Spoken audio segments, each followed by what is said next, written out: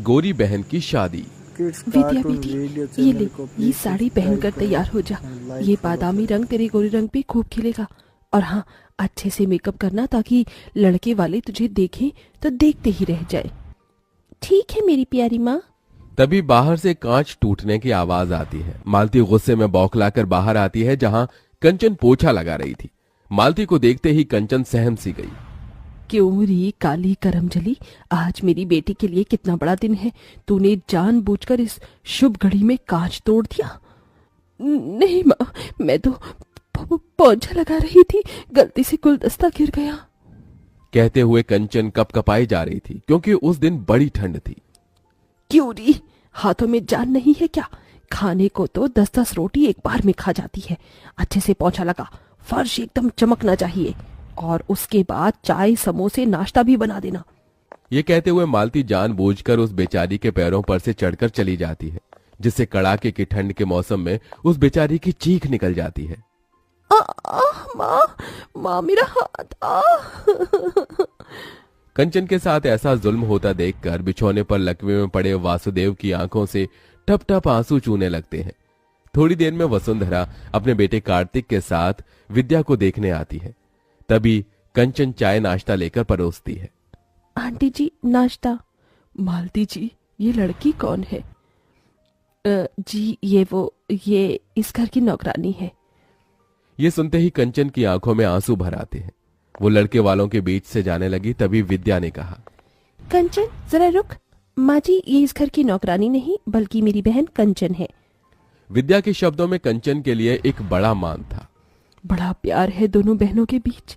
बहन, मुझे मेरे कार्तिक के लिए आपकी विद्या पसंद है। तभी कंचन को उसके काले रंग के लिए नीचे दिखाते हुए मालती ने इतरा कर कहा, पसंद तो आनी ही थी वसुंधरा जी। मेरी विद्या किसी होर से कम थोड़ी है। गोरी है, सुंदर है, कोई भी खोट नहीं है मेरी बच्ची में। अच्छा जी, अब हम चलते हैं, जल्द ही बारात लेकर आएंगे। वसुंधरा के जाने के बाद मालती कंचन पर आग बबूला होकर बोली, क्यों री काली कलोटन, तुझे कहा था ना कि अपने बदसूरत मुंह पर घूंघट ओढ़ कर बाहर आने को। अगर तेरी वजह से आज मेरी गोरी बेटी का रिश्ता कट जाता तो तेरी तो शादी हो नहीं रही। कम से कम अपनी बहन का तो घर पास जाने दे। अपनी सौतेली माँ मालती का दिया गया ताना कांटों की तरह कंचन के मन पर जा लगा। माँ, क्या मिलता है तुम्हें इस बेचारी का दिल दुखाकर? तू चुप कर विद्या, भूल मत, ये तेरी सौतेली बहन है। ये कभी तेरी खुशियां नहीं चाहेगी बल्कि तेरा बुरा चाहेगी। एक दिन तू बड़ा पछताएगी विद्या। ये कहकर मालती वहां से चली गई और कंचन फूट फूट कर रो पड़ी। विद्या, क्या मैं इतनी बुरी हूं कि अपनी बहन की शादी तोड़वा दूंगी? विद्या ने कंचन के आंसू पोंछे और डबडबाई आंखों से उसे देखकर कहा, मेरी बहन, माँ ने सिर्फ तेरा ऊपरी रंग देखा, आज तक तेरा प्यार भरा मन देखा ही नहीं, मगर तुम्हारी ये बहन है ना? भले ही विद्या और कंचन सौतेली बहन थीं, मगर दोनों के बीच सगी बहनों से बढ़कर प्यार था। हालांकि विद्या गोरी सुंदर थी और कंचन काली, मगर उसके बाल उतने ही लंबे काली। वसुदेव ने अपनी पहली पत्नी सुलोचना के मरने के बाद मालती से दूसरी शादी की। हालांकि दोनों का यह पुनर्विवाह था। मालती अपनी बेटी विद्या को साथ लेकर आई। विद्या ने तो कंचन को अपनी बहन मान लिया था, मगर मालती कंचन के काले रंग की वजह से उसे बेटी न ही मान सकी और न ही अपना सकी। यह भेदभाव वसुदेव से देखा नहीं गया और वो सदमे में चले गई। हालांकि मालती ने कंचन को गरीब घर में ब्याहने के लिए बहुत से ऐसे रिश्ते देखे, मगर उसके काले रंग के चलते वो भी रिश्ते वाले उसे ठुकरा गए, क्योंकि कहते हैं ना, नियति का तय हुआ कोई नहीं टाल सका। जिसके बाद विद्या की शादी अमीर घर में तय हो गई और गुजरते दिन के साथ शादी की रस्में अब शुरू हो गईं। विद्या बेटी, देख, मैंने तेरे हल्दी और मेहंदी के लिए 2 लहंगे बनवाए हैं। सुंदर है? हाँ माँ, बहुत सुंदर है। पर माँ, कंचन के लिए लहंगा? कंचन का नाम सुनते ही मालती चिढ़ गई। अरे शादी तेरी है, उसकी थोड़ी होने वाली है। दुल्हन तू है और कंचन मेरी बहन। अरे देख, इस पीले वाले लहंगे में कितने अच्छे बेल बूटे हैं, और ये हरा वाला लहंगा मेहंदी के टाइम पर पहनना है। तेरी माँ ने कैमरे वाले को भी बुलाया है, और तू चिंता मत कर, उसे भी दे दूंगी मैं कपड़ा। थैंक यू माँ। मालती ने कंचन को देखते हुए उसे एक बड़ा पुराना सा सूट पहनने को दिया, जो कि कई जगह से फटा भी था। एरी कर लो, ये ले पहन लियो तू। बिना किसी शिकायत के कंचन ने उसे स्वीकार कर लिया और विद्या को हल्दी मेहंदी लगने लगी।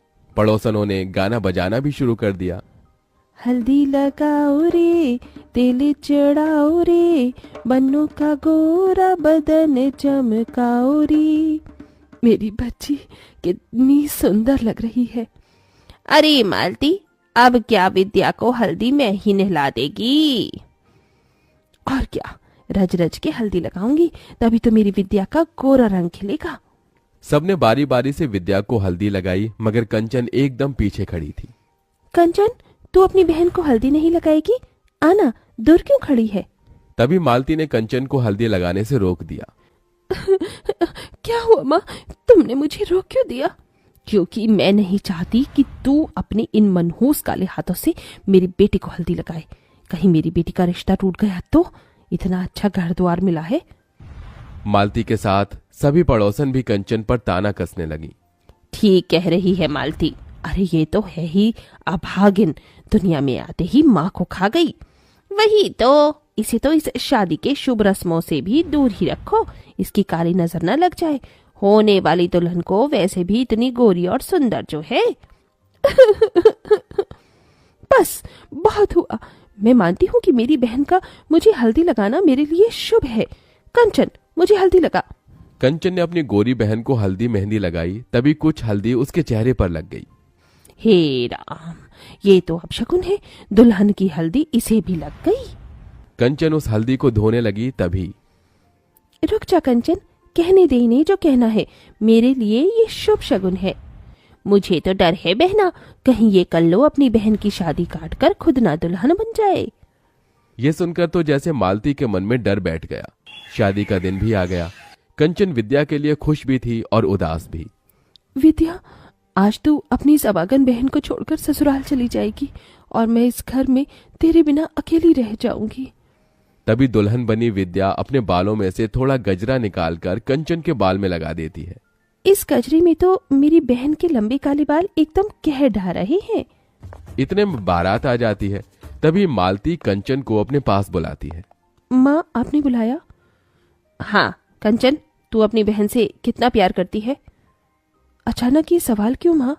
क्योंकि मैं जानती हूँ जब से विद्या का रिश्ता इतने बड़े घर द्वार में लगा है तुझसे देखा नहीं जा रहा, इसीलिए तू ये रिश्ता काटना चाहती है ताकि तेरी ताल गल सके और तेरी कोरी बहन की जगह कार्तिक से तू शादी कर सके। ये सुनकर कंचन टूट सी गई। नहीं माँ, ऐसा नहीं है। अगर ऐसा नहीं है तो फिर क्यों सजी धजी है तू? शादी तो तेरी बहन की है, साबित कर दे कि तू मेरी विद्या का बुरा नहीं चाहती। और फिर कंचन ने वहां रखा गमला अपने पैरों पर गिरा लिया, जिससे कि ठंड के उस मौसम में वो तड़प गई। माँ, लो माँ, इस बदनसीब बहन ने साबित कर दिया। आप अगर चाहती हैं कि मैं विद्या की शादी में शामिल न हूं तो मैं नहीं जाऊंगी माँ। तभी दूर से आदर्श ने ये सब देखा। उधर विद्या कंचन को ढूंढने लगी। आदर्श ने उसे सारी बात बता दी, साथ ही अपना फैसला सुनाया। वसुंधरा मामी, मैं कंचन का हाथ थामना चाहता हूँ, उससे शादी करना चाहता हूँ। ये सुनकर विद्या कंचन के लिए बहुत खुश हुई। देखा माँ, जिसकी जोड़ी जब लगनी होती है ऊपर वाला उसे मिला ही देता है। देखो, मेरी बहन का खुशियों भरा भाग्य उसके सामने खड़ा है। मालती के मन में पछतावे का गुबार भरा था, जो आंसू बनकर बहने लगा। कंचन बेटी, अपनी माँ को माफ कर दे। मेरा ही मन मैला था, इसीलिए विद्या के लिए तेरा प्यार कभी देख न सकी। बोल, तेरे लिए क्या करूं? बस इतना कर दो माँ कि आज अपनी इस बेटी को मायके की चुनरी ओढ़ाकर विदा कर दो। ये सुनकर सभी का दिल निकल आया, जिसके बाद कंचन का कन्यादान उसकी गोरी बहन के साथ उसी मंडप में हो गया और दोनों विदा हो गईं।